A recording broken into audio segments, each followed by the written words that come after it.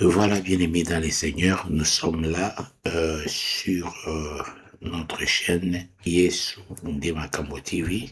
Là, nous partageons notre live sur Facebook et sur TikTok pour la question qui nous a été posée. La question qui nous a été posée, nous partageons notre live tout d'abord sur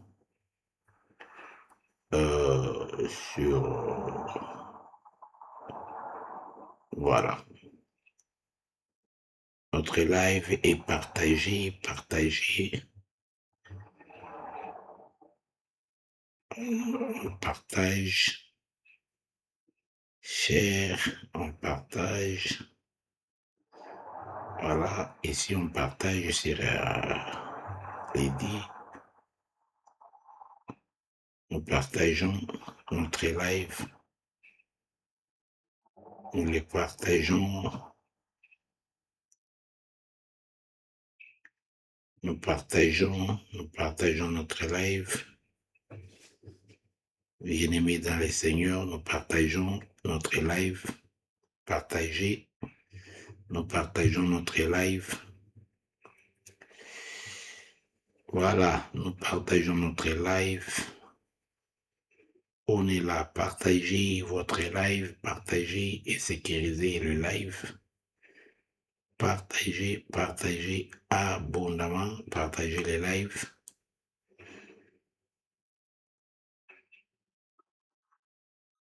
Partagez les lives. À ce moment, partagez les lives.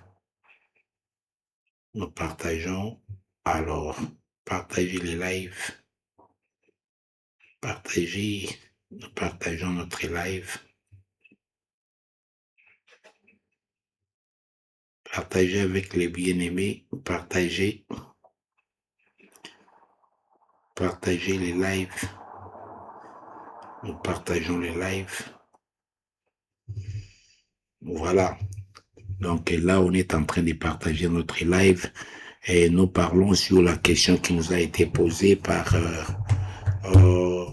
de jeunes sœurs le dimanche après la prédication sur la coutume et la tradition. Notre live doit être massivement partagé. Alors, nous sommes là, bien-aimés, et nous sommes sur TikTok. Et nous sommes aussi sur TikTok. Sur TikTok, nous partageons aussi notre live. Sur qui vous partagez, au sala bien. Et au sala bien, au partager live naviso. Voilà. Au qui vous partagez live naviso. Voilà. Sur TikTok, on est encore sur TikTok, on est encore sur WhatsApp, nous partageons.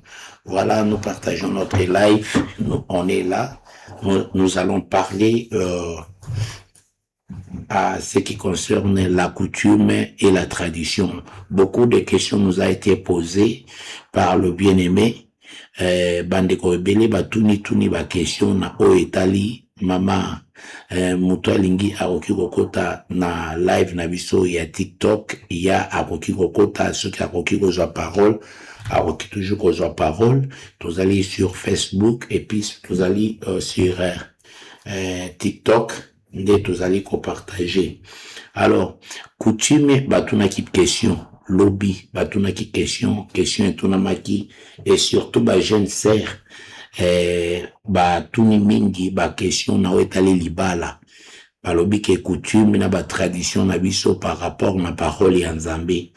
Alors lokola eza bana na biso o babotami na niveau ya poto alors bakutanaka pe na ba communauté to bakutanaka ba communauté ya ndenge na ndenge ya mindele ya banani tout ça.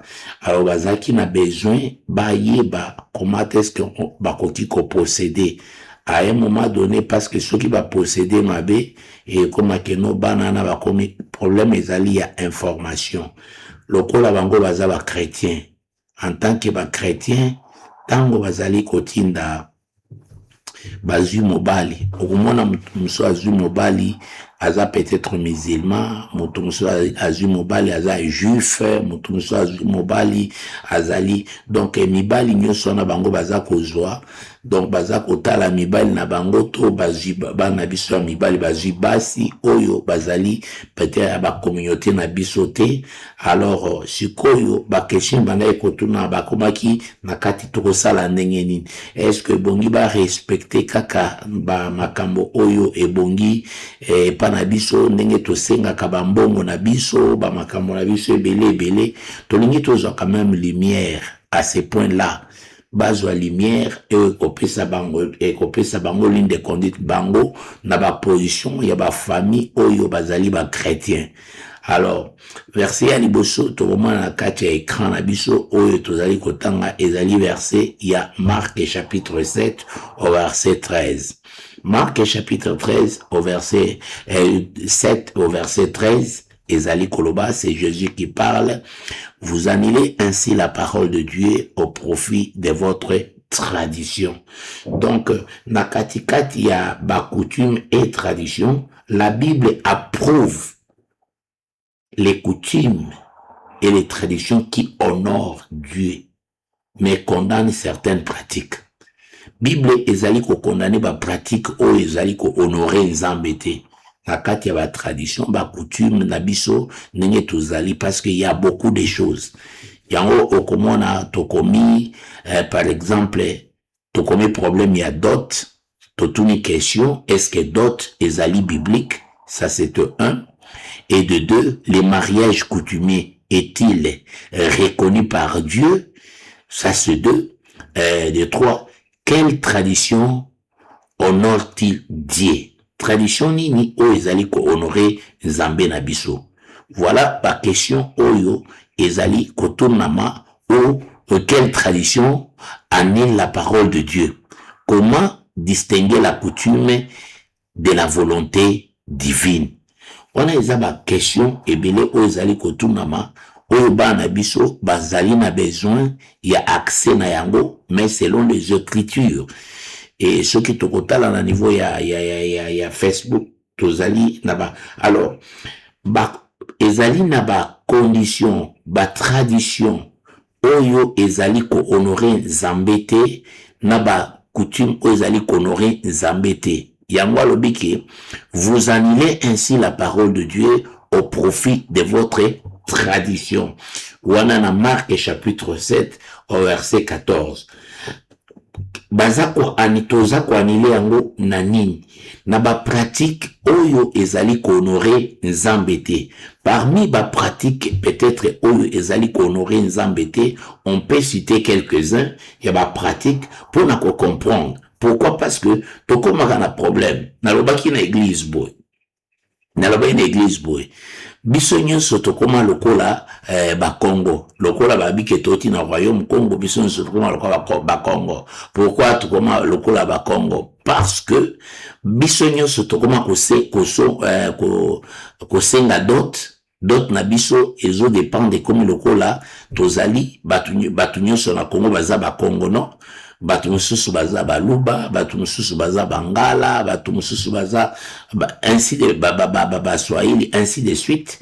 Alors lokola eza ndengwana na sengi na niveau ya TikTok soki mutu alingi akota asenga invitation akota pona question na ye to pona na nani na compréhension bien azala akoki toujours kosenga invitation ou bien intervention akoki ko intervenir parce que bana baza kokola na kati na biso na tango baza kokola baza na ba question wana na ba bikolo oyo ezali koya epa na bango. Alors par rapport na parole ya Nzambe ezali tozali kotelemela wapi mais tolobi ke coutume ezali okomona tango toza kote tolobi coutume eza mabe. Alors bango balinga ba préciser est-ce que eza nyonso nde eza mabe ou bien eza ndenge nini? Yango tolinga toya na parole ya Nzambe à la lumière des Écritures.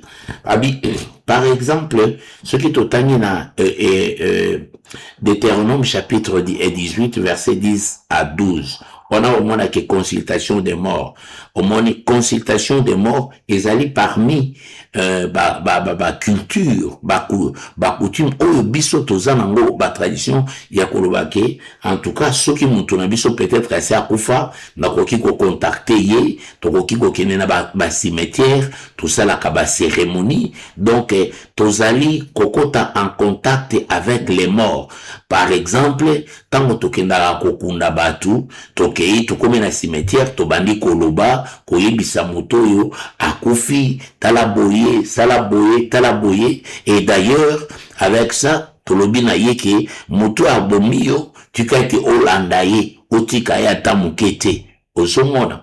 Donc, directement, moto oyo, batu oyo bazali ko sala ndengwana, Bible ezali ko condamner consultation avec les morts. Nous lisons la parole de Dieu, oyo ezali parmi ba champion ya ba coutume et ba tradition oyo biso tozali ko appliquer, mais tout en étant des chrétiens. Komona ba bengi pe pasteur azana pembeni, pasteur Bondela, avant pasteur Abo Tasilisi ko Bondela, okoka famille azoza parole na cimetière à tour de rôle, babandi sikoyo koloba. Famille ekoti et bandi siko koloba, mutu moko azana malobo azali koloba. Tokene niveau ya Deutéronome chapitre 18 pour la kokene ko traité et kawana. Deutéronome chapitre 18 verset 10 verset 10, tobandi na verset 10. Na verset 10, qu'on ne trouve chez toi personne qui fasse passer son fils ou sa fille par le fait. Personne qui exerce le métier de devin, astrologue, d'urguaire, de magicien. D'enchanteur, personne qui consulte ceux qui invoquent les esprits ou disant la bonne aventure. Personne qui interroge les morts. Batu oyo tokoki ko consulter bango ata mokete. Bato baza ko consulter ba mort. Bato oyo bazali ko exercer magie na kati ya ba famille na biso. Bato oyo baza ko lekisa bana na bango na kati ya ba cérémonie oyo ezali ba cérémonie moko de moyak.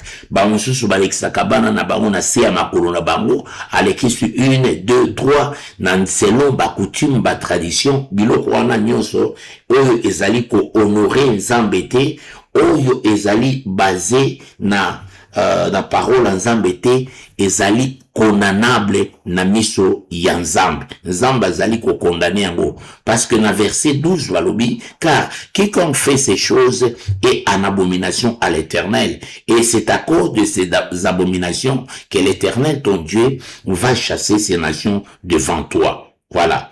Tu seras entièrement à l'Éternel ton Dieu. Donc, osa réserve ya moto akelakio, osa réserve ya Nzambe na bibele. Osa réserve elo, donc osa réserve ya Nzambe. Osa réserve kaka ya Nzambe na lola.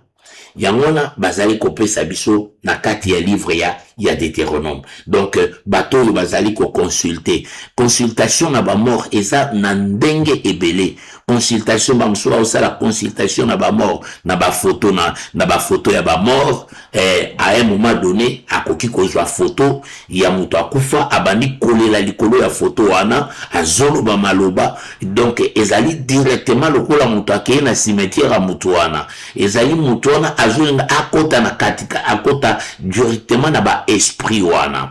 Alors na kati ya consultation na ba mort, consultation avec les morts directement oza kokwea na kati ya piège wana, ezali une porte ya kofungwama, ezali oyo ofungoli porte moko na nzela na po ba esprit bakoka ko evre na kati ya vie na yo.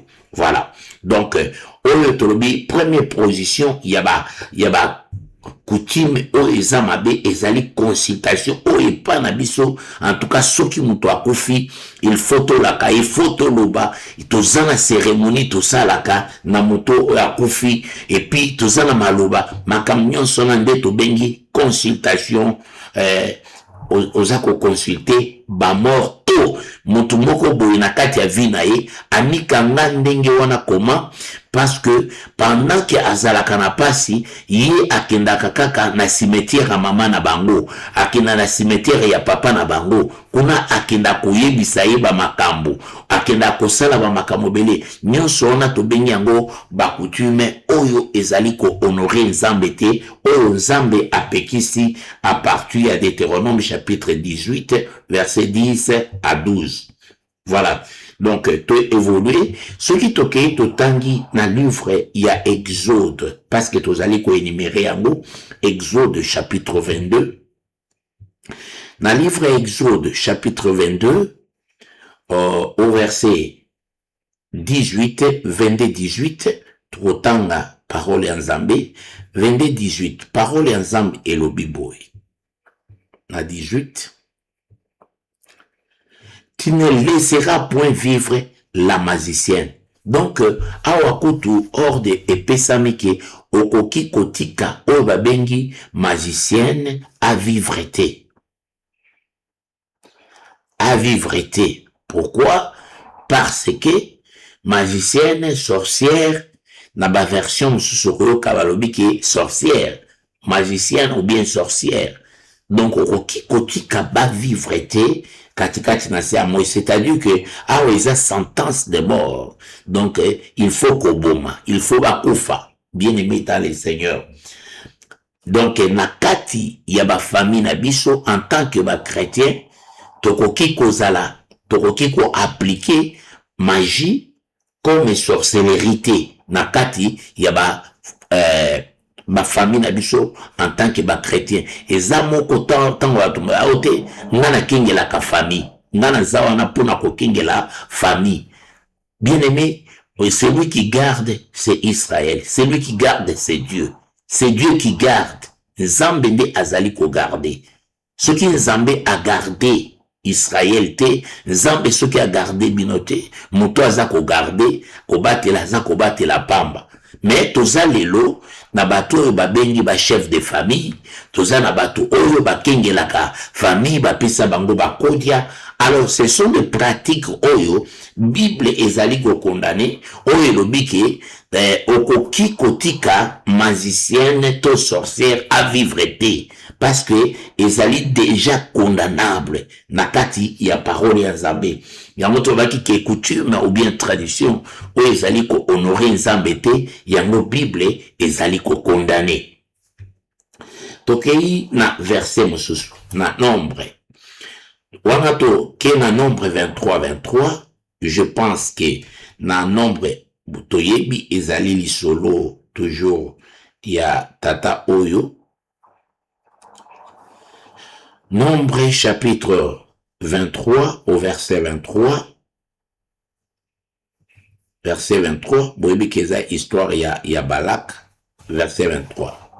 L'enchantement ne peut rien contre Jacob, ni la divination contre Israël.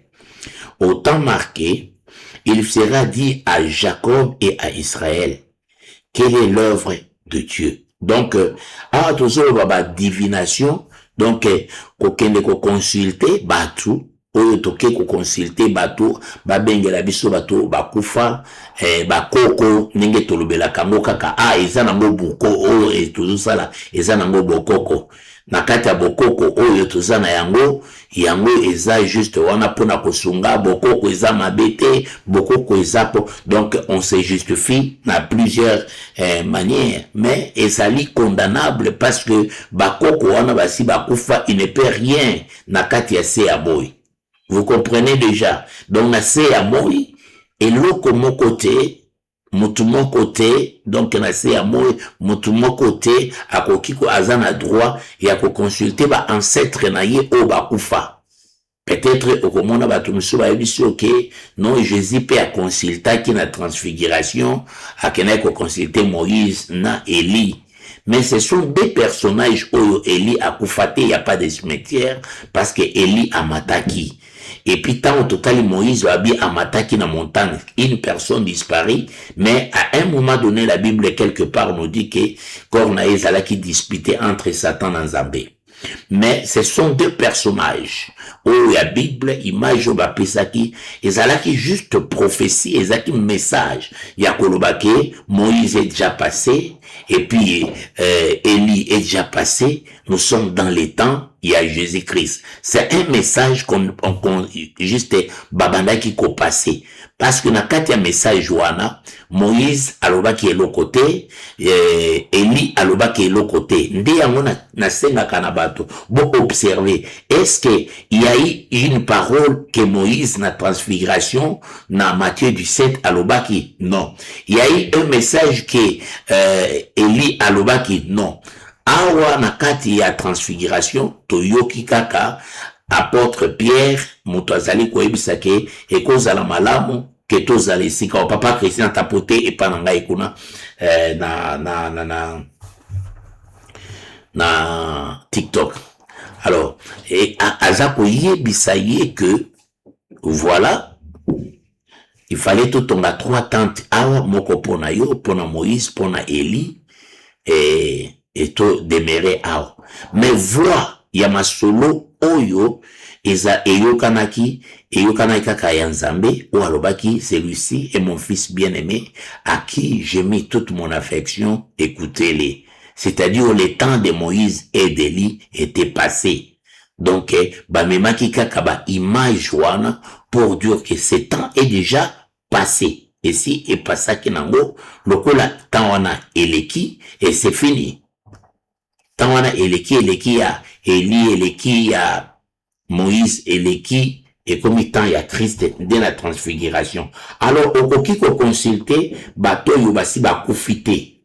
Okoki ko consulter bango te en aucun cas na kamo côté okoki ko consulter bato wana. Alors tozali ko mouve na ba sacrifice humain. Ba sacrifice humain eza moko pe ba coutume oyo Nzambe azali kote lemela yango. Ya ona o ba kitozo basi la coutume et la tradition question ya bana oyo bazana poto. Baza kotuna biso soto ke kobala ba coutume nini e bongito observer na ba coutume nini e bongito observer te en tant que bana na Nzambe baza kokola na kati ya bonzambe. Yango tozo ke kopesa éclairage, lumière, il y a communication et pas il y a des jeunes au bazali parce que question là ezala qui pensa pertinente. Donc ok les kotanga na Deutéronome chapitre 32, Deutéronome chapitre 32 verset 17.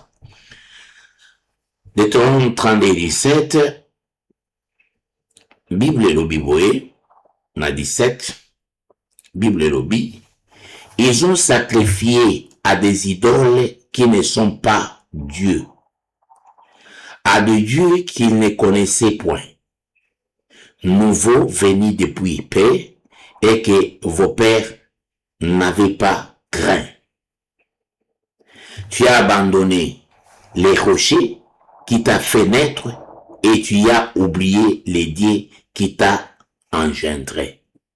Bien-aimé dans le Seigneur, tant que tu as komona maman Martine, bonsoir, tant que tu as komona awa, ndenge bazali koloba, bato, babaye komi pesa, baza ko pesa ba sacrifice. C'est-à-dire que mutabomi mwana nae apesi à sacrifice, mutabomi papa nae apesi et na sacrifice. Abi bazo pesa ba sacrifice na ba idole, baza ko pesa ba sacrifice na soi-disant ba koko, ba sacrifice ebele, ba sacrifice à makila, ba sacrifice à biloko nyonso na eza en abomination liboso ya Nzambe na biso. Mais epai na biso peut-être obenyango eza ba coutume. Okomona bazwi bangombe baza kosala ba sacrifice batangisi makila, mais soki otali très bien après bangombe wana okomona ke Nadège bonsoir batu nyonso wana bazali kosala ba sacrifice wana, batu nyonso wana baza kosala baza en abomination avec le Seigneur Jésus-Christ. Ezali une grande abomination. Donc, coutume nini ebongi to observer tokoki kosala ba sacrifice te oyo Bible epekisi lokola ba sacrifice ya kolekisa batu na mbeka, ba sacrifice ya kopesa makila oyo kosopa makila, ba sacrifice musuku bakata o banzoloko makila ebima. Donc ba sacrifice nyonso wana ezali en abomination avec le Seigneur Jésus-Christ. Ezali biloko ya koboya ya kosala te. Sur cette question, il y a coutume et tradition. Donc, il y a un verset, nous bien aimé dans le Seigneur, Ezali Exode chapitre 20, qu'on est les 10 commandements. Alors, au Komona, qu'on a na verset 3, Exode chapitre 20, Exode chapitre 20, dans verset 3, la Bible dit ceci: tu n'auras pas d'autre Dieu devant ma face. Donc, okozala na ba idolâtrie te, ba statut te, et l'oko mususu te. Pourquoi? Parce que na 3 balobi bongo, et na 4 ba eko préciser, tu ne te feras point d'image taillée, ni de représentation quelconque des choses qui sont en haut dans le ciel, qui sont en bas sur la terre, et qui sont dans les eaux plus bas que la terre. Tu ne te prosterneras point okofukamela, okogumbamela yangote, okogumbamela yangote, pe oko tosa yango ata mukete. Et tu ne les serviras point, car moi, l'Éternel ton Dieu, je suis un Dieu jaloux qui punit l'iniquité de père sur les enfants jusqu'à la 3e et à la 4e génération de ceux qui me haïssent. Donc, il y a ba oyo, ba inaka nzambe. Donc, ba kopinir. C'est-à-dire, na 4 ba famille na biso, toza na droite. Okomona balobi ke moni keko oyo eza ya bakoko na biso batikelaka biso. Ekeko oyo nde ekengelaka famille. Singa oyo nde esalaka boy idolâtrie. Na katikati ya niveau wana tala eloko oyo ndesa. Donc tout ça, ça constitue okomona pe soki okebi malamu te nakati na ndenge na biso ya libala topesaka eloko boye bakopesa mwa eloko moko boye yo garder yango secret lokola ekeko to lokola singa moko boye yango nde ekokende kosimba libala na yo yango nde ekokende kosa. Toutes ces choses là ezali en abomination. Est-ce que sœur Nadège okoki kotapotele ngai na TikTok wana te sika otelemi parce que ezolinga na moke please. Alors donc on continue. Ezaka ya idolâtrie oyo epekisami idolâtrie. Alors tokei na verset mosusu et Jérémie chapitre 17 au verset 5. Jérémie 17 tokei kotanga prophète Jérémie 17 verset 5. Jérémie chapitre 17 verset 5. Ainsi parle l'Éternel, maudit soit l'homme qui se confie dans l'homme, qui prend la chair pour son appui et qui détourne son cœur de l'Éternel. Donc, olakelami mabe, yo mutu, otie elikia na yo nakati ya mutu. Ezali bandeko oyo bakindaka kosala fet, koluka bakisi epa ya banganga kisi, po banganga wana ba edeye, banganga wana basalisa ye na makamususu. Yango batozali koloba awa, nzambe apekisi batu forme nyonso ya idolâtrie na kati ya bana na ye. Apekisi forme nyonso ya idolâtrie ezali parmi ba coutume, ba tradition oyo nzambe azali ko condamner. Et totangi na Lévitique chapitre 19, verset 31. Lévitique 19, Lévitique 19, 31. Dans Lévitique 19, verset 31, et le Biboye,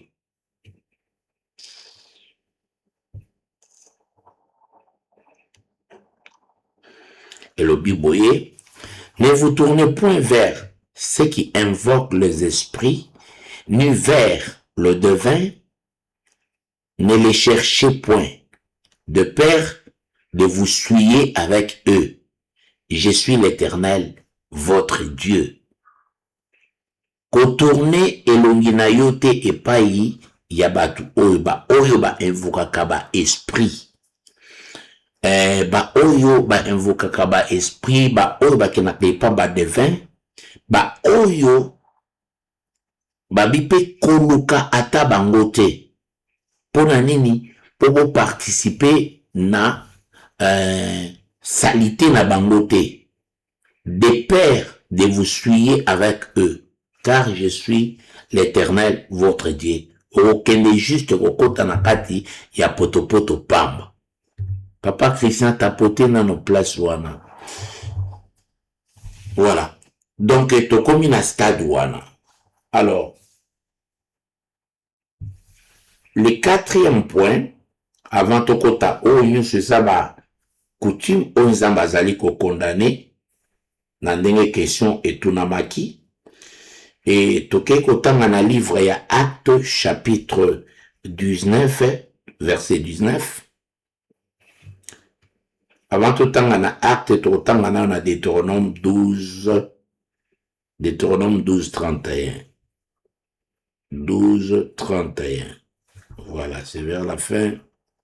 Deutéronome 12 31. La Bible dit: tu n'agiras pas ainsi à l'égard de l'Éternel ton Dieu, car elles servaient leur Dieu en faisant toutes les abominations qui sont odieuses à l'Éternel.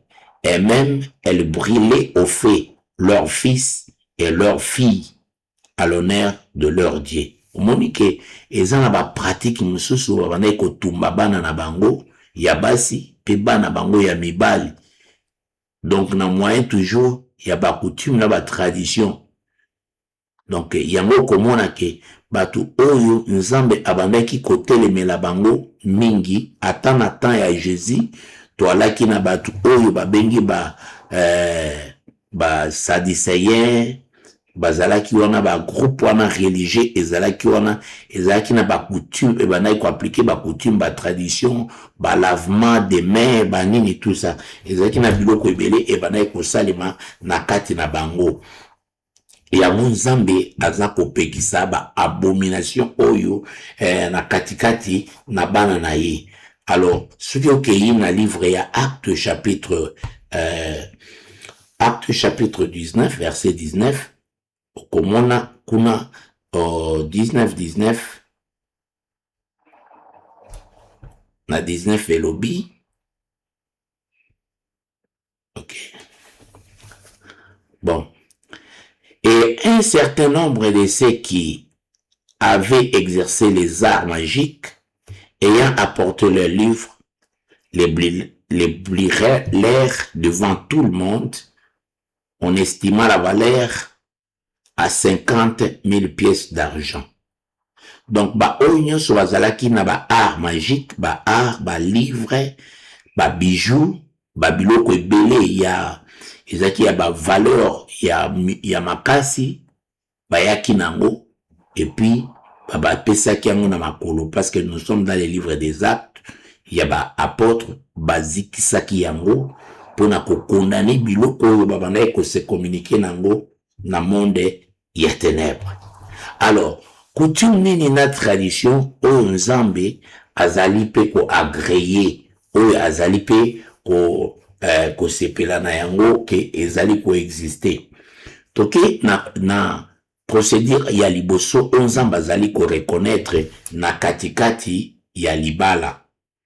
Toke na kati ya makambo ya coutume na kati ya libala. Coutume na kati ya libala to tradition totangi na tokokende kotanga na livre na biso ya Matthieu chapitre 1 na verset 18. Kuna toyoka ndenge nzambe alobi eloko nini azali ko adopter. Voici de quelle manière arriva la naissance de Jésus-Christ. Marie, sa mère, ayant été fiancée à Joseph, se trouvant enceinte par la vertu du Saint-Esprit, avant qu'ils eussent habité ensemble. Donc, première coutume, selon moi, na Nzambe, ezali fiançailles, na oyo etali libala. Donc, fiançailles, ezali moko ya coutume, oyo ezali confirmé na kati ya liloba ya Nzambe, mais ezali na ba interdiction na moment ya fiançailles. Yango tolobelaka yango parce que le fiançailles ya kitoko oyo monani awa na kati ya Bible eza kotangisa biso ezali ya Marie na Joseph. Marie na Joseph, Joseph azwaki Marie fiancée na ye, et pendant moment na bango Joseph na Marie, en tout cas ce qu'otangi verset 19 balobi que Joseph son époux, qui était un homme de bien et qui ne voulait pas la diffamer, se proposant de rompre secrètement avec elle. Comme il y pensait, voici un ange du Seigneur lui apparut en songe et dit, Joseph, fils de David, ne crains pas de prendre avec toi Marie, ta femme, car l'enfant qu'elle a conçu vient du Saint-Esprit. Donc, alingaki akata relation na pourquoi? Parce que na niveau ya fiançailles, ezali niveau oyo ezana interdiction okoki koyeba nzoto ya mwasi te, mwasi na mobali bakoki koyeba na te.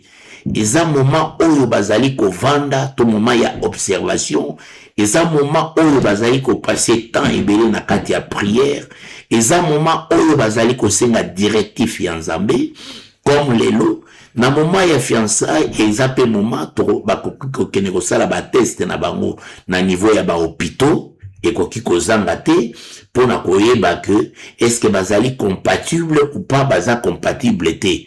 Alors le fiançailles ezali légalisé na kati ya parole ya Nzambe. Donc na kati makambo nyonso première étape ezali fiançailles. Mais une fois na kati ya fiançailles, mobali ayebi mwasi abebisi fiançailles wana parce que a déshonoré ba parents, a déshonoré mwasi wana na famille wana. Alors ezali na ba désordre makasi banaye kosalema na kati ya Israël. Soki mwana mwasi mobali azuye, tango azuye akei mbala moko a connaître ye, ezalaki kopesa pasi, et pendant ce moment-là ezalaki moment oyo bakofutisa mobali, bakofutisa pe bakofutisa mobali wana pona kosimba po a déshonorer famille wana. Donc na ba coutume aux traditions ya bien au Bible za ko reconnaître pe ko respecter pe ezali na ba interdiction ya yango oyo il faut observer, ezali fiançailles yango au moins to pesi preuve wana ya liboso na kati ya fiançailles. Voilà. Donc fiançailles il faut ezala étape moko to bengi étape moko sainte. Étape moko sainte eza étape oyo boza kokola na liloba Nzambe, bozoka mingi ba conseil Nzambe, bozali kobondela ensemble pona koyeba direction et volonté Nzambe pona tina na bino ezali nini. Parce que na moment ya fiançailles okoki corrompre. Yango yoki ke na verset 19, Joseph son époux, qui était un homme de bien et qui ne voulait pas la diffamer, se proposa de rompre secrètement avec elle. Donc, ce qui omoni ke likambo moko etamboli malamu te na niveau ya fiançailles, même liboso ya église, okoki na yo corrompre, okoki kozala peut-être boza na compatibilité te, okoki corrompre. Ce qui okangi par exemple muninga na yo na mwasi to na mobali mususu pendant moment ya fiançailles, okoki corrompre, il n'y a pas de péché, oza libre ya corrompre. Alors fiançailles eza moment ya sainteté, eza moment ya observation, eza moment ya étude, eza moment oyo oza plus na makolo Nzambe pona kotuna ye si choix wana ezali la bonne ou ce n'est pas la bonne choix. Voilà. Donc, wana ezali première étape ya ba coutume oyo ezali malamu na kati ya mukanda ya Nzambe. Tokei après fiançailles eza na oyo babengi dot. Tokokende kotanga na Genèse chapitre 29. Genèse chapitre 29. 29.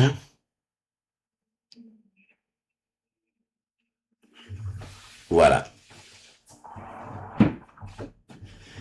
Tout à l'heure, dans Genèse chapitre 29, tobandi na premier verset et tu ressauter quelques versets pour comprendre l'histoire très bien. Jacob s'est mis en marche et s'en allant au pays de fils de l'Orient. Il regarda et voici, il y avait un puits dans le champ et voici, il y avait à côté 3 troupeaux de brebis qui se reposaient, car c'était à ces puits qu'on abreuvait les troupeaux. Et la pierre sur l'ouverture du puits était grande. 3. Tous les troupeaux se rassemblaient là.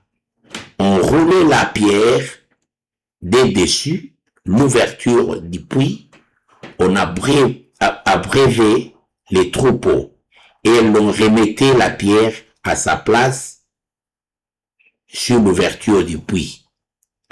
Et Jacob dit aux bergers, mes frères, d'où êtes-vous?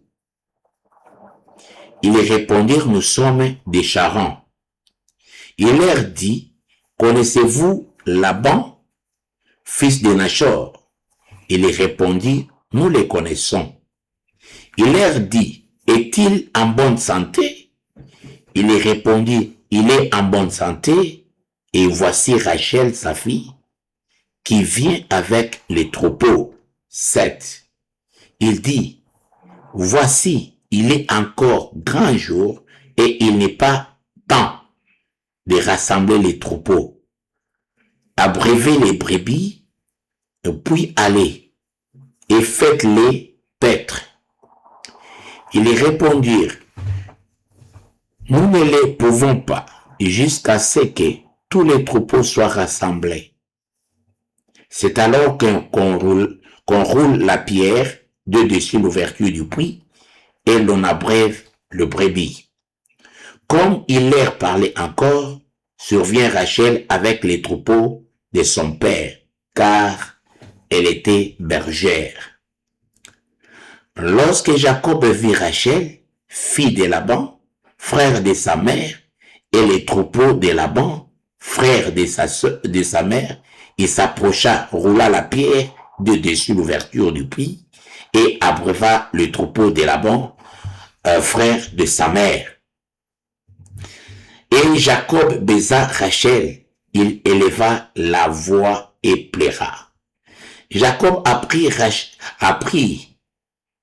à Rachel qu'il était parent de son père, qu'il était fils de Rebecca, et elle courut annoncer à son père.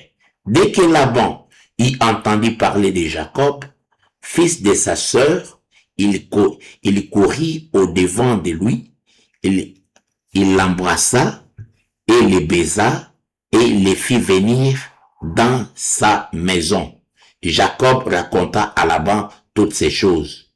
Et Laban lui dit, certainement tu es mon os et ma chair. Jacob demeura 1 mois chez Laban. Voilà, histoire ya dot. Awa tobani na libala ya liboso. Na katikati ya libala oyo ya liboso, tolobi ke na question oyo bana batunaki, fiançailles ezali biblique. Ça, c'est le premier point. Deuxième point, dot ezali biblique. Awa ekozala dot, il y a Rachel, ekozala dot, il y a Jacob. Bon, bae kopesa, netopesi, na verset, na chapitre, Genèse chapitre 29.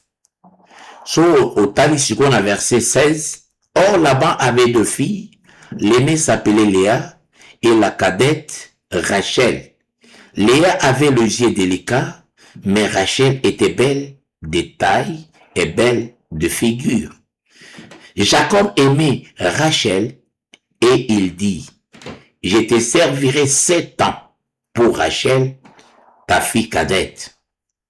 Et Laban dit, j'aime mieux de te la donner que de la donner à un autre homme. Restez chez moi. C'est-à-dire, valeur y a d'autres. Valeur y a d'autres. Ezalaka. Valeur penza ya mwasi. Bato balobaka ke d'autres ezalaka symbolique. D'autres, selon la parole de Dieu, ezalaka symbolique te. La dot n'a jamais été symbolique. D'autres ezalaka penza motuya. Parce que d'autres ezalaka motuya na koyebisa yo, d'autres ezali préfiguration ya image des choses à venir. La dot est la préfiguration de l'image des choses à venir. Quelles sont les choses à venir? Parce que la véritable dot est qu'on a versée à la croix. C'est la dot au prix du sang. Dot y a église, ezali dot au prix du sang. Donc la dot, c'est quelque chose est là trop cher. Moi si azali mutu ya lokumu. Moi si azali mutu ya lokumu, et dot na ye, ezali eloko moko ya lokumu. Yango komona batumso babike, soko otondi te, omelite komeka kobala te. Pourquoi? Parce que, balobiki ya pourquoi, toujours tia badot yango, cher makasi boye bana bakotula, makambo bakotula. Mais ici nous sommes devant les Écritures. Balobiki, pona dot ya Rachel, Laban, pona de appeler ça Rachel et pas ya Jacob. Jacob a kosala 7 ans de travail. 7 ans wana ezali valeur apesi musala soki bilanga akolona bilanga wana pendant 7 ans pour azwa mwasi. Soki a servir 7 ans ekoki, c'est bon, et puis azwi mwasi. Toki na verset 20. Ainsi Jacob servit 7 ans, 7 années pour Rachel, et elle fit à ses yeux comme quelques jours parce qu'il aimait. Omoni tango lingi mutu, okomona mulai na makambo ya makambo wana te. Okomona te ke tant e omeli. Tellement que ça a besoin eloko wana, okomona souffrance na yango te. Et Jésus tellement qu'il a besoin ya église. Même kobeta auto bato balelaka, même comme ça, Jésus qui a besoin penza ya épouse na ye. Azaki na besoin penza ya mwasi na ye. Abime na kozwaye a prix du sang.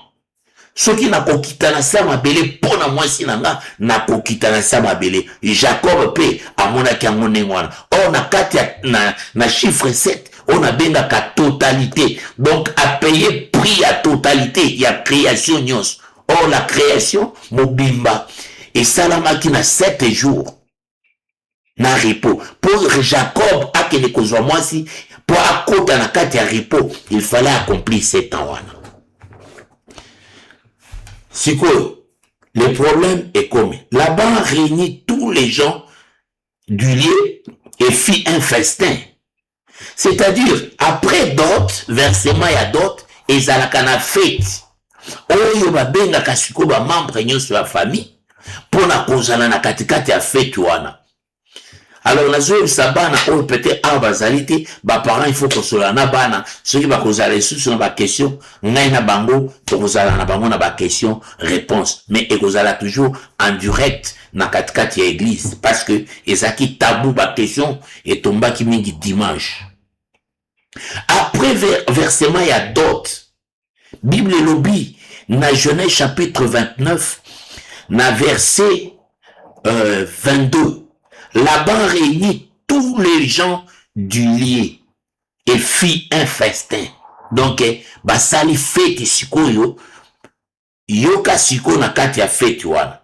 Le soir, il prit Léa, sa fille, et l'amena vers Jacob, qui s'approcha d'elle. Et Laban donna pour servante à Léa, sa fille, Zilpa, sa servante. Wana na katikati ya butu yaya. Wana na katikati ya butu. Bapesi parce que yango bobonaka tozalaka toujours basi bakotaka na voile. Véritable dot okoki komona elongi ya mwasi te. Véritable dot libala okomona elongi ya mwasi te. Okende ko découvrir ye kote ozokende na ye. Mais na katikati ya batu te. Alors, tango apesi na servante. Mais pona Jacob, nde esika toroken. Pona Jacob, le lendemain matin, voilà que c'était Léa. Alors Jacob dit à Laban, qu'est-ce que tu m'as fait? Est-ce que vous comprenez loko? On s'aligne lokonine. Qu'est-ce que tu m'as fait? N'est-ce pas pour Rachel que j'ai servi chez toi? Pourquoi m'as-tu trompé? Vous comprenez? Parce que na moment ya fiançailles bakokaki koyebana te, ayebaki pe ye te. Et sikoyo ekomaki na pokwa, bapesaki ye mwasi wana na pokwa, après fête nde bapesi ake na mwasi.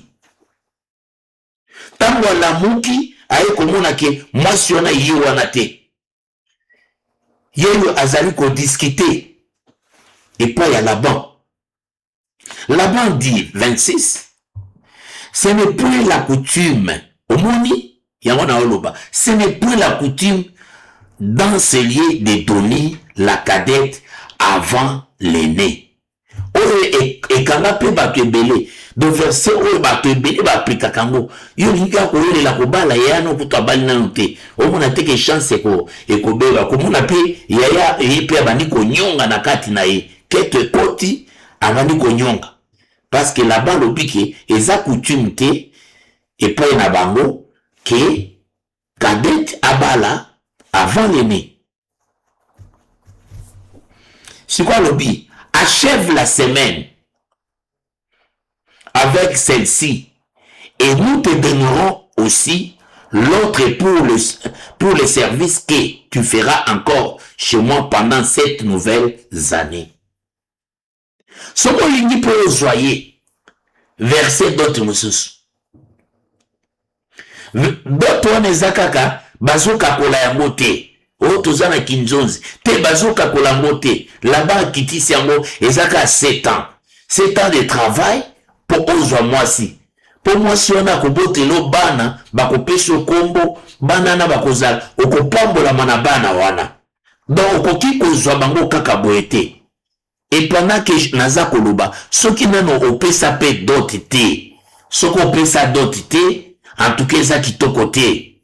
Soko opesa dot te, ozali banda ya makomi. Et bongi osala nini, opesa dot pona mwasi oyo yo olingaka. Pona dot oyo bapesaka, dot ezalaka mutoki ya mobali, dot ezalaka ya kosangisa te. Jacob ebongi asala lisusu 7 ans. Mutoki ya Jacob ye moko azo sangisa mona Léa te, azo sangisa mona Rachel te.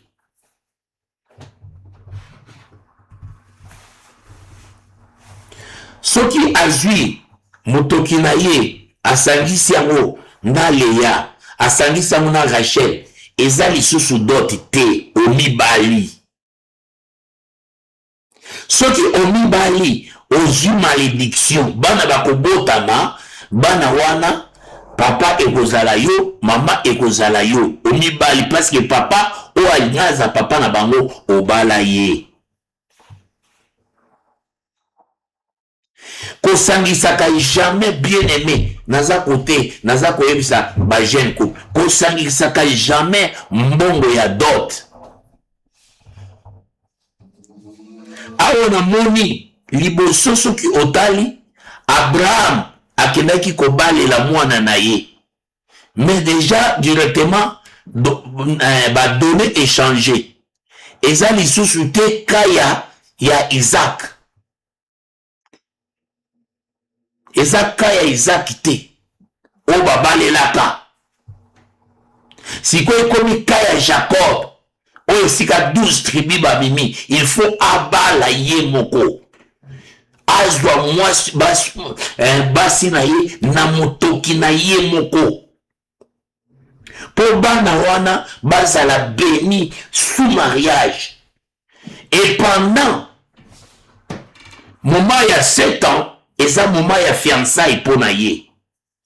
Parce que akoki ko sima mwana mwasi wana te. Akoki pe ko sala eloko moko te. Jusqu'au jour où bakopesa kaye. Donc c'est pratiquement impossible, bien aimé dans le Seigneur. Bah, ça a 7 ans. Jacob fit ainsi, il acheva la semaine avec Léa, puis Laban lui donnant pour femme Rachel, sa fille, et Laban donnant pour servante à Rachel, sa fille, Bila, sa servante. Jacob alla aussi vers Rachel, qu'il aimait, plus que Léa, et il servit encore chez Laban pendant 7 ans, 7 nouvelles années.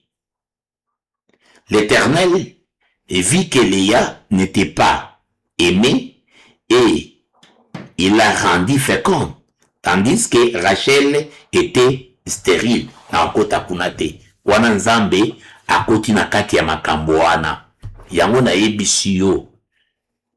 Yango na yebisi yo.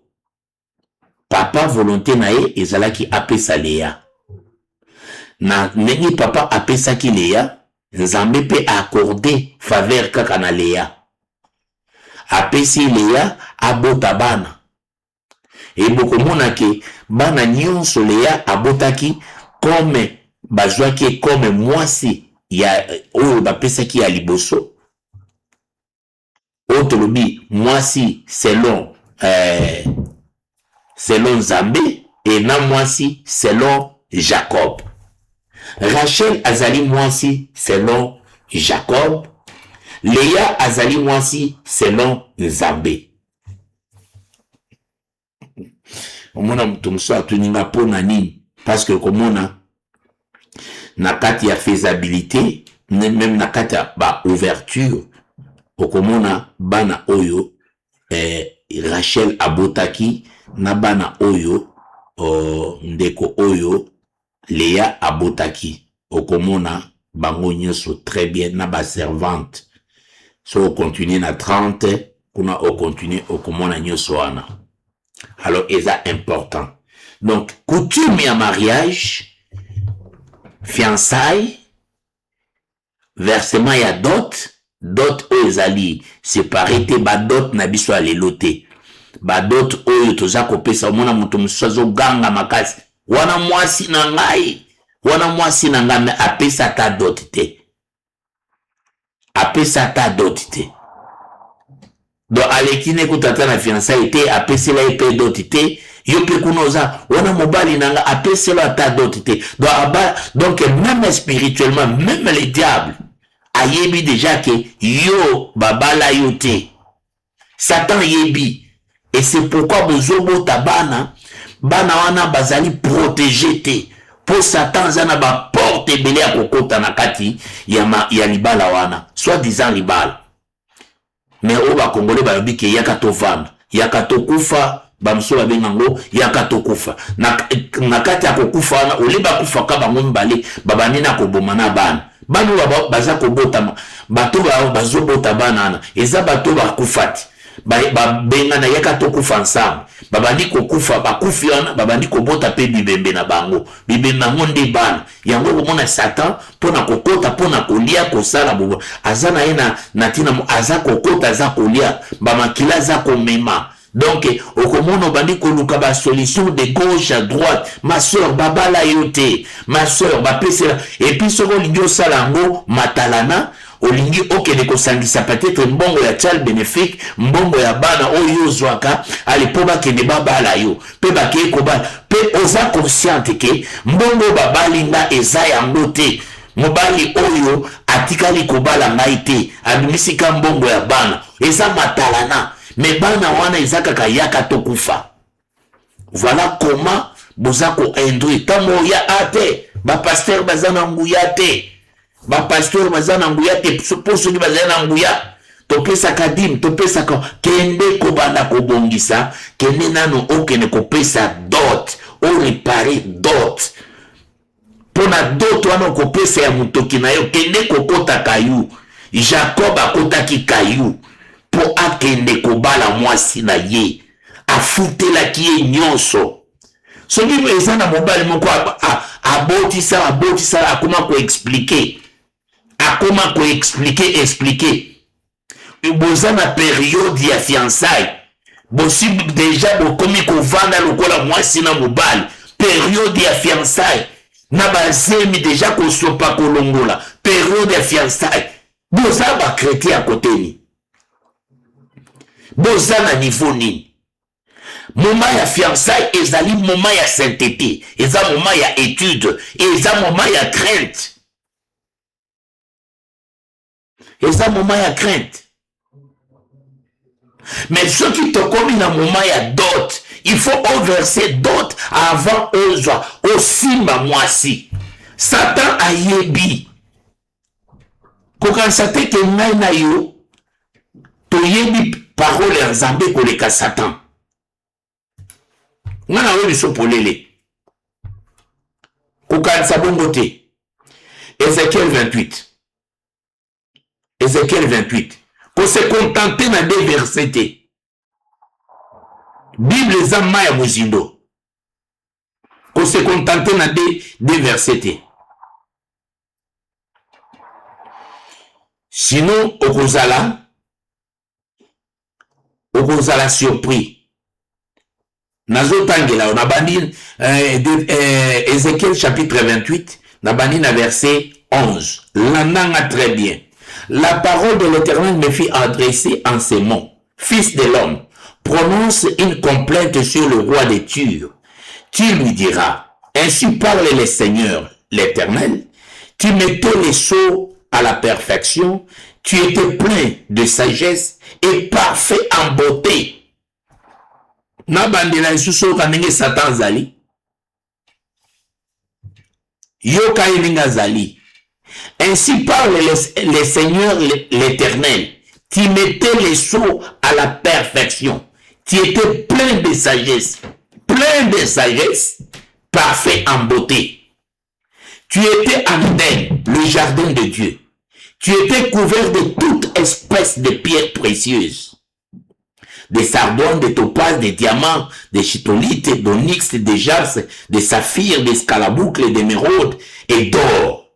Tes tambourins et tes flûtes étaient à ton service, préparés pour les jours où tu fus créé. Yukasiko, tu étais un chérubin protecteur aux ailes déployées. Je t'avais placé et tu étais sur la sainte montagne de Dieu. Tu marchais au milieu des pierres étincelantes. Tu as été intègre dans toutes tes voies, depuis les jours où tu fus créé, jusqu'à celui où l'iniquité a été trouvée chez toi. Par la grandeur de ton commerce, tu as été rempli de violence et tu as péché. Je te précipite de la montagne de Dieu et je t'ai fait disparaître tes chérubins protecteurs du milieu de pierres étincelantes. Ton cœur s'est élevé à cause de ta beauté. Tu as corrompu ta sagesse par ton éclat. Je te jette par terre et je te livre en spectacle au roi. Par la multitude de tes iniquités, par l'injustice de ton commerce, tu as profané tes sanctuaires. J'ai fait sortir du milieu de toi un fait qui te dévore. Je t'ai réduit en cendre sur la terre aux yeux de tous ceux qui te regardent. Bien-aimé dans le Seigneur, ici c'est le diable. Oyazana nyos. Ce qui te bungi ayebi, yango monaki ke Josué à se présenter il à trône, à l'ati bilamba salité. Qui était Josué? Oyebi bien-aimé dans le Seigneur. Qui était Josué? Et l'accusateur abanda et quoi accuser. Et l'accusateur Rambo, nano bakangi était. Quand tu ne donnes pas la dot ayebi okepesa dot te. Quand tango so bebi si fiançailles, obandi kokouche na mwana mwasi ovandi na ye, obandi pe kobota na ye, obandi pe kolongola ne bazemi makambo nyonso, oza na kati ya monde moko ya perdiction.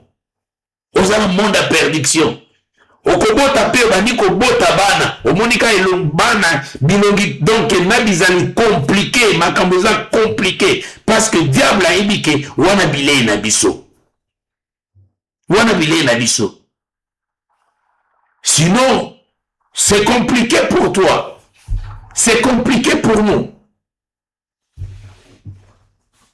Okomona ozo vivre, okolia na yo kolata na yo komela na yo mais etali bénédiction, stabilité, et lokoni okozwaka yango te. Parce que so profané ba sanctuaire ya Nzambe. Danger ezali soki surtout aux chrétiens. Surtout soko yebi no banzambe. Mbe osali makambo wana yebake epa na yo okozala jugé doublement. Doublement.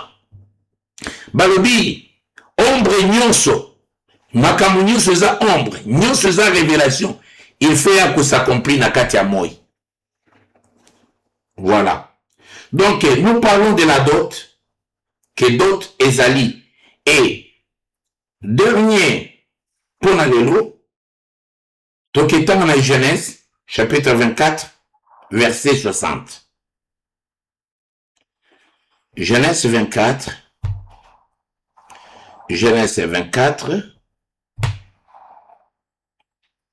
verset 60. 50 plutôt.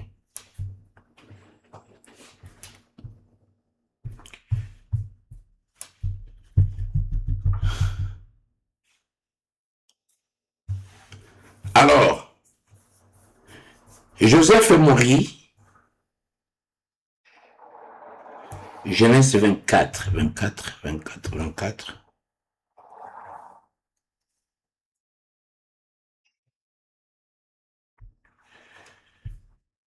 24 et 60. Voilà. Ils bénirent Rebecca et lui dirent: ô notre sœur, puisses-tu devenir du millier des milliards et que ta postérité possède la porte de ses ennemis. Donc, sikoyo awa Rebecca oza na katikati ya libala ya Rebecca et ezali pamboli bazali kopambola Rebecca. Après la dot, il y a toujours ce que nous appelons la bénédiction.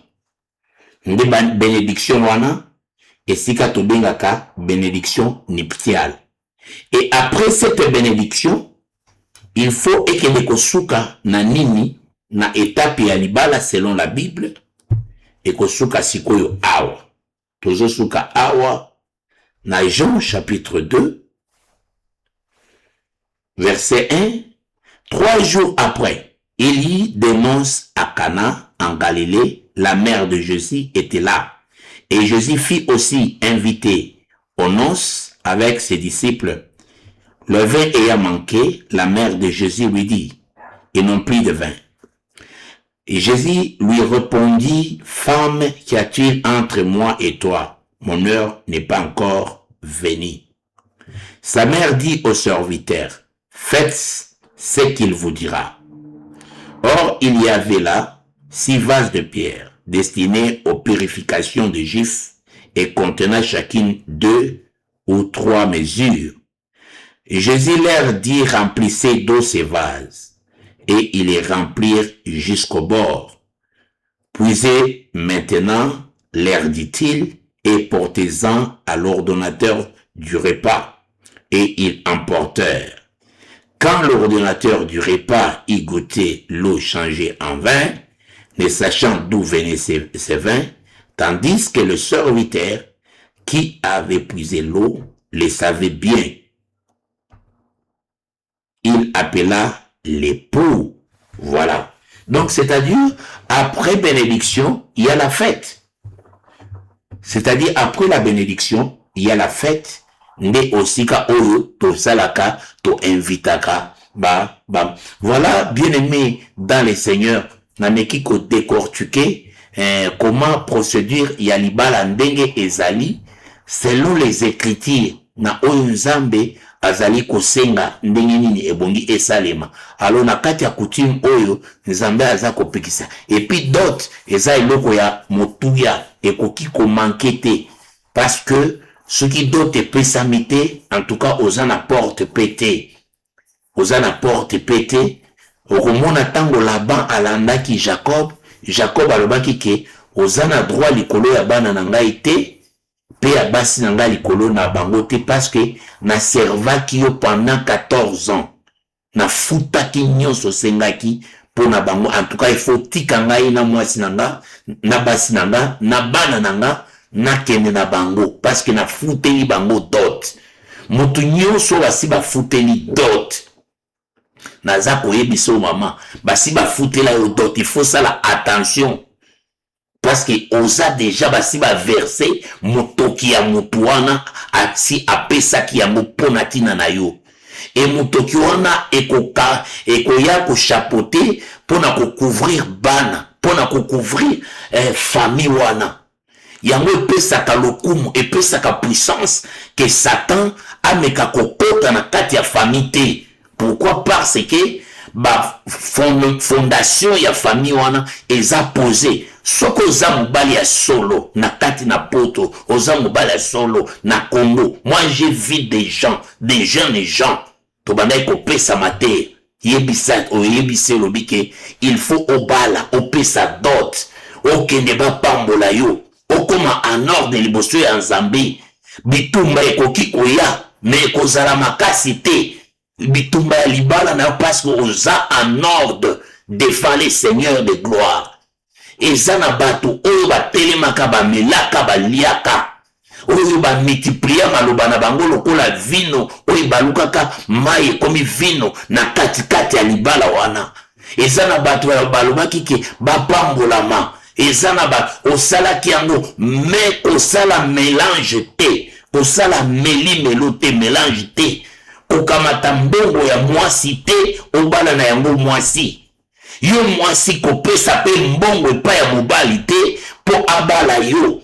Soko pesi mbongo epa ya mobali abala yo omibali. Mobali wana korespectaka yo te. Mobali wana mukolo mosusu koya kolanda ye na moni yo na telefone opesa natala akoyebisaka mukolo mosusu abi yo moko ndo omibali sake pananga siko okosala ndeni. Tolo baka menga osa neneti ndengeni. Yango soki mobali nano apeseli yo mbongo te, alobiki na opesa mbongo. Zela ye apeso mbongo, apesela yo mbongo. Ko ede ye na eloko moko te. Il faut s'exprimer ke alingaka yo ye moko. Ndenge tozomona ba mama mosusu ake na Congo.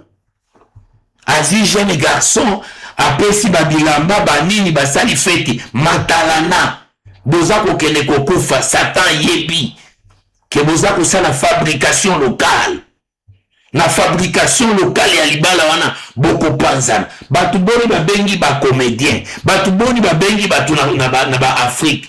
Wapi mabalango mobali suka komia wabi wapi libalango malingaki na ngai ete daya sa ko mokolo ai yo na keina yi akene pense que azoye bangoke eza nango libala te o eza ka kokufa na kokufa na ko umbela na muto azombo mangai boete ngana yebi vérité mwana mwasi akobala ngai te sikolo kola ye azobala ngai boye ngana kotikana na yete ya mwana babengi yango yaka tokufa tobota pe bibembe to yaka tokufa tobota pe bibembe depuis quand omikali pe na kitala boy mwasi kitoko me ake kobala mobali na Congo oyo kata solite yaya bongola motema ko bongola motema ye to bondela pona tina na yo mobali nde alanda yo mobali abanda kolela mobali nde aluka bapara na yo mobali nde aluka apesela yo mbongo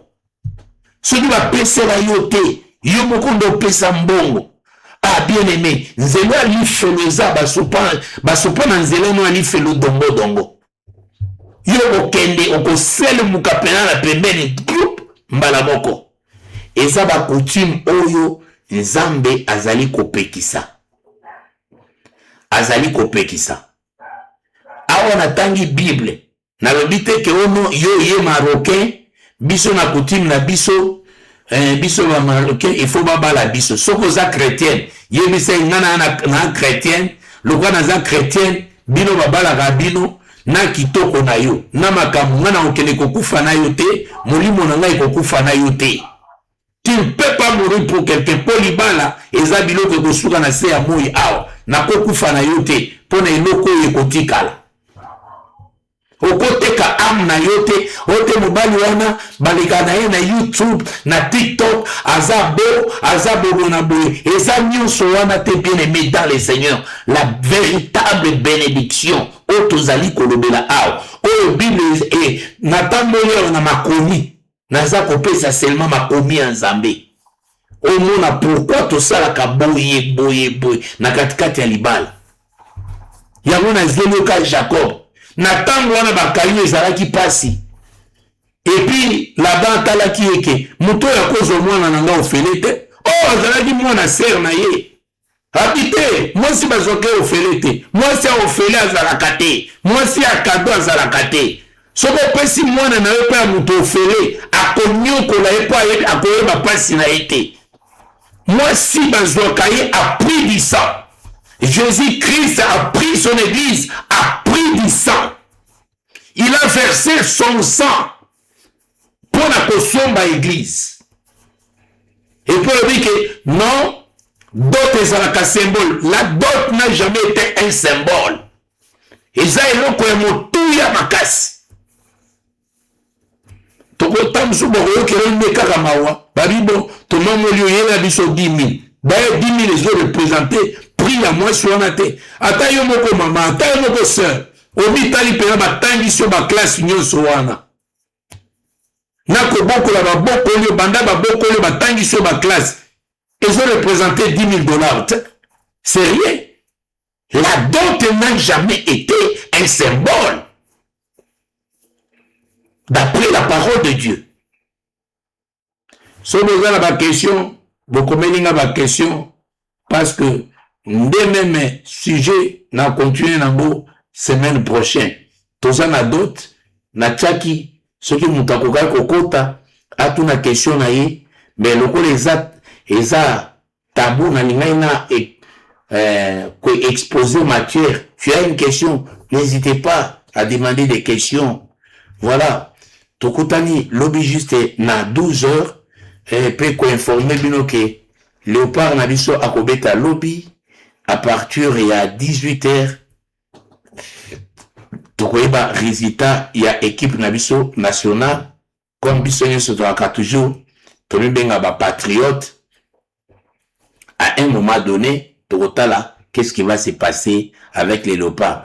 Et si kana makamba kobone na Nzambe ezate ezaka tozotala miso parce que Nzamba okikoza na kati pa Nzamba mokili mobimba na kati ya ba je moko botoko kene kokotsa Nzambe te wana eza juste game bao ba poli bao ba gagner ça passe comme ça eza moi temps il y a détente il y a distraction et c'est fini d'ailleurs okatanzoto te so ba poli ata ba gagner okozwa eloko te olobi lokumu wana oyo komona ngote eza ba lokumu ya ba Chancel Bemba banani bangonde bakolata bakolia na basi na bango na bana bango biso to sukiwana yango to continuer côté to ko soutenir bango allez kaka ndenge to soutenir pour na mboka pour na drapeau ya mboka mais so ba gagner gloire soit rendue au Seigneur so ba poli gloire soit rendue au Seigneur nyonso eza normal eza na moje voilà na to ko kozwelango tanto bando peselango ba prophétie eza ko saka na Nzambe bako saka na Nzambe likolo ya coupe du monde te o bato basali to bande opesa ba prophétie Dieu me dit makambo leka na Congo kuna bato baza kokufa Nzambe azoloba te et comme na coupe du monde Nzambe bandi koloba attention ko sala attention na Nzambe ko kabola o eza ya Nzambe na o eza ya kaisala Il faut faire très attention. Nzamba ibana kopambola bino, tokutani lobby na 12 heures, juste kolo apambola bino amona bino lisusu. Bye bye.